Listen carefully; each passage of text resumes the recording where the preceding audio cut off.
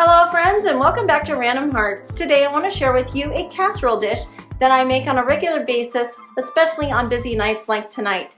Now it hasn't just been a busy night, it has been a crazy week. It started on last Friday when we went down to Utah for the 3-day weekend. We had no idea we would be in the thick of the NBA All-Star matchup.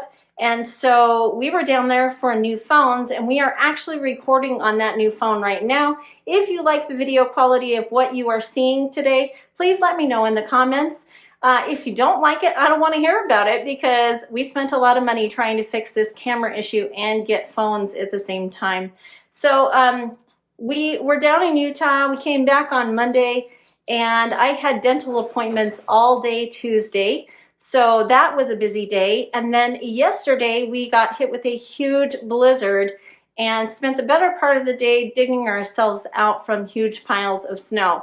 And so it was a snow day yesterday. I had a late start to the work day today, but that doesn't make it any easier. And so with everything going on this last weekend, I did not meal plan. And so it's been kind of crazy trying to figure out things to make all week. And I thought, you know, I'm going to make something tried and true. This is not necessarily a quote-unquote recipe in my recipe box, but it is something that I use on a frequent basis. And I do substitute things pretty frequently in it to use up items in the house. So tonight we are going to be putting in some French fried onions because I've got some of those left over from Thanksgiving that I would like to use up.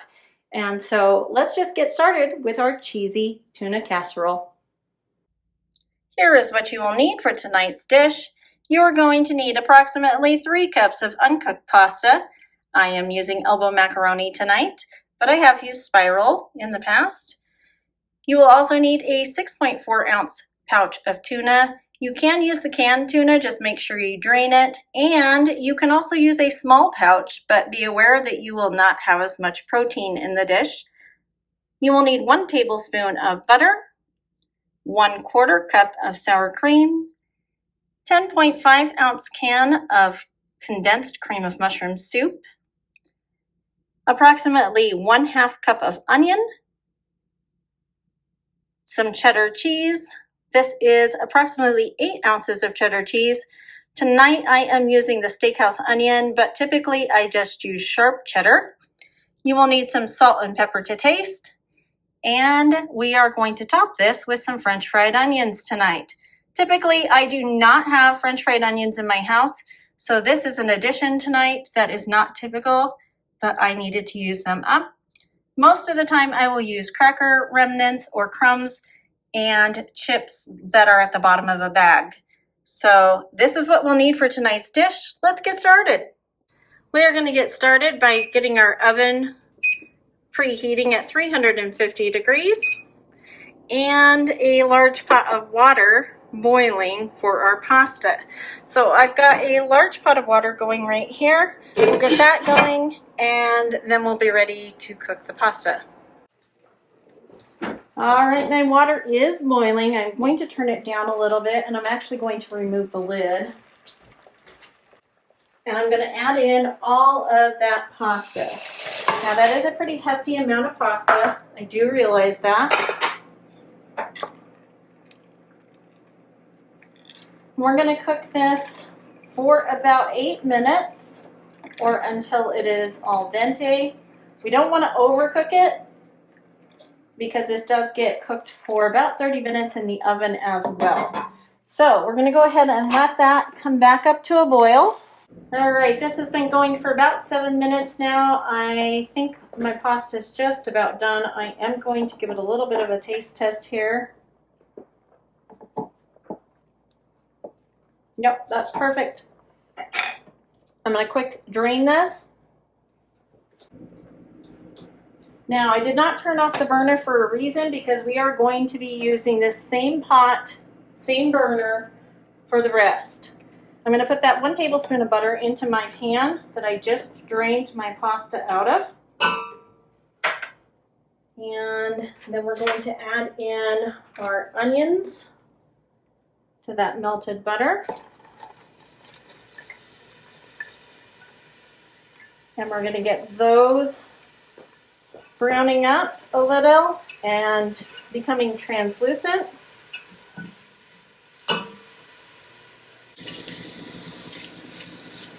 Now I did get a pan prepared. This is a 9 by 13 pan that has been greased. Just because of the amount of cheese in this, I don't want it sticking.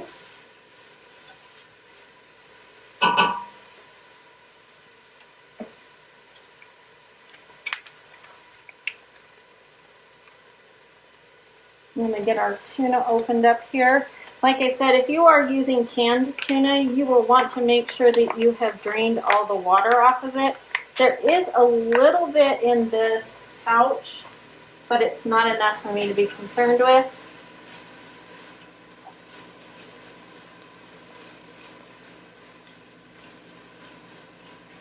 Okay, I'm going to go ahead and add my tuna to the onion mixture.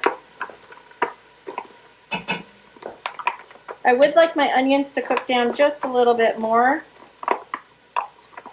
but I also want to kind of speed this up a little. We're a little behind schedule tonight. I'm going to break that tuna up with my spoon. Now you probably could make this dish with chicken as well if you prefer chicken over tuna, but we have always made this with tuna. Besides, this is tuna casserole, so it would be a little weird to have chicken in tuna casserole, but I guess you could just call it chicken casserole then. Alright, I am going to go ahead and add my can of cream of mushroom soup.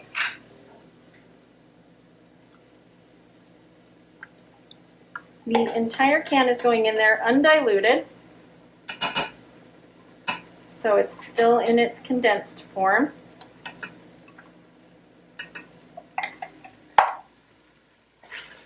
And get that mixing up, and I'm going to go wash. Alright, so I do have my cream of mushroom soup in here. I've got the onions, the tuna, and now I am going to add in that sour cream. This is 1/4 cup of sour cream.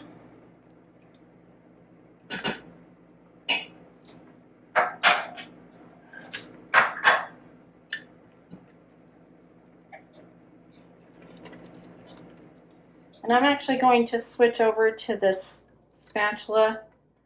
I think I can scrape out the bottom better. I'm going to add some salt and pepper at this point. I don't think I need any salt, but I definitely will want some pepper. We're going to have plenty of salt with our onions, our French fried onions, and our cheese tonight.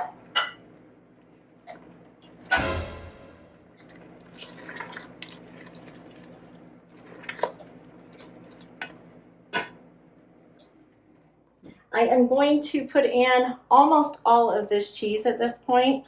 Remember, this is about 8 ounces. I do want to save a little bit for the top, so I'm going to save maybe 1/4 cup. I'm going to stir that in, and then I'm going to bring back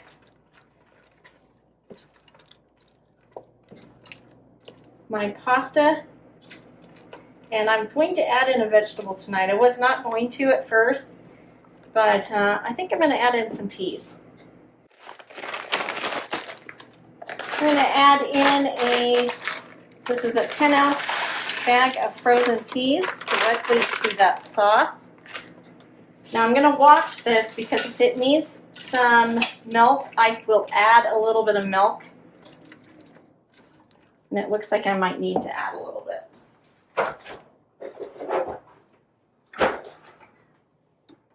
So I'm going to add maybe 1/4 cup of milk there. We'll keep that out just in case we need it again. And this is just about ready for me to add the pasta back to it. I want a little bit more milk. That's still a little bit thick for me.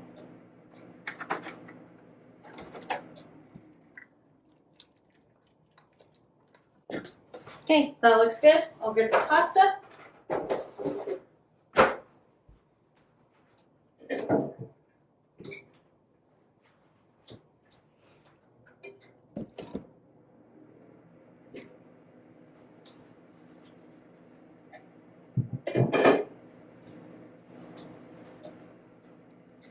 We just want to combine this now.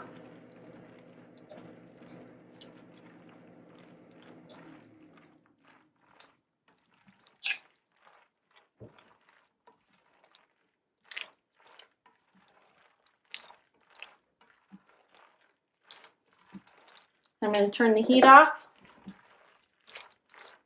And we're going to go ahead and dump this straight into our casserole dish. So I've got my prepared casserole right here. Now I am hoping that this will be at least 2 to 3 meals for my husband and I. So that is why I made so much pasta. We'll get the rest of this out of here. And then I'll show you how I'm going to top it up. We're going to top it with a tiny bit of cheese that's still left here. And then we're going to add those French fried onions. And I do want to break these up a little. I'm going to kind of crush them. Now I will use crackers or chip crumbs if we have a bag of chips that is at the end. It's a great way to use potato chips to give it a little bit of a crunch. You can also use cornflakes, or you just don't have to put anything on top. You can also do this as a one-pot dish, meaning you do not have to put it into the oven. But I prefer the crunchiness from the oven. So we are ready. I'm going to go wash up and then I'll put it in the oven. We're going to cook this uncovered, so nothing on top, for about 30 minutes or until the pasta is bubbly and the cheese sauce is bubbly. The timer just went off and it is looking really good. We got a nice little crust on the top. Cheese is all melty or bubbly. That is exactly what we're looking for. So I'm going to go ahead and shut the oven off. We'll give this a couple seconds to sit and rest, and then we'll serve it up.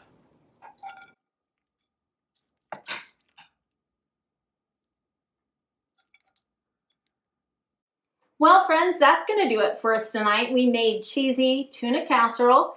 I did add peas to it. That was not on my original radar.